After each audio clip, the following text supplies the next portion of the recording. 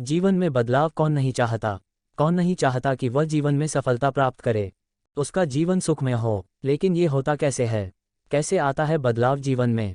आइए जानते हैं इस बदलाव की कहानी में। एक गांव में एक व्यक्ति रहता था जो अपने जीवन को लेकर बहुत चिंतित रहता था। उसे लगता था कि उसके जीवन में एक बड़ा बदलाव आना चाहिए, जिससे उसे जीवन में किसी भी तरह की परेशानी न रहे। उसके पास खूब धन हो और उसकी खूब प्रसिद्धि हो, वह जहाँ जाए उसे सम्मान मिले। परंतु उसके जीवन में कुछ भी नहीं बदल रहा था, क्योंकि वह कुछ करने की जगह बस सही समय का इंतजार कर रहा था, और समय उसके कुछ करने का इंतजार कर रहा था। उसकी इसी आदत के कारण उसका मन दुखी रहने लगा। उसके मन में नकारात्मक विचारों का वास होने लगा। उसे हर चीज़ में कमी नजर आने लगी। जब भी वह कुछ करने का मन बनाता तो अचानक उसके मन में विचार आता कि शायद ये काम सही ढंग से नहीं हो पाएगा। उसे लगने लगा शायद वह कुछ करने लायक ही नहीं है। इसका परिणाम ये हुआ कि उसका जीवन पहले से भी ज़्यादा दुखमय हो गया। उसे समझ नहीं आ रहा था कि वह इस परिस्थिति से कैसे बाहर निकले, कैसे वह कोई ऐसा काम करे जिसमें वह सफल हो सके। दिन बीतते जा रहे थे लेकिन उसे अपनी इस समस्या का कोई समाधान नहीं मिल रहा था।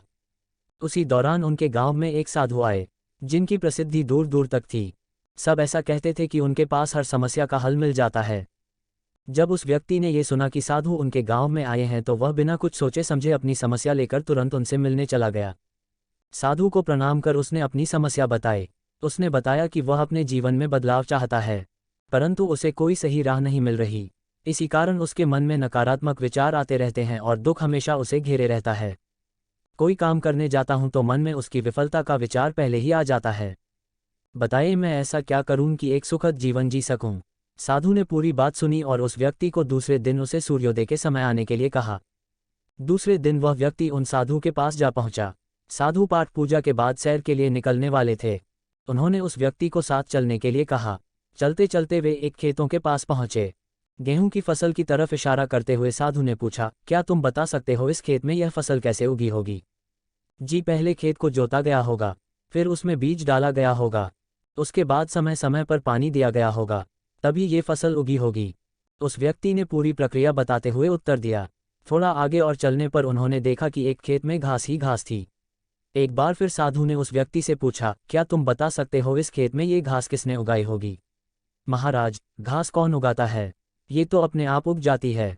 जब खेत में किसी और चीज़ का बीज नहीं डाला जाएगा तो घास ही उगेगी। उस व्यक्ति ने एक बार फिर से साधु के प्रश्न का उत्तर दिया।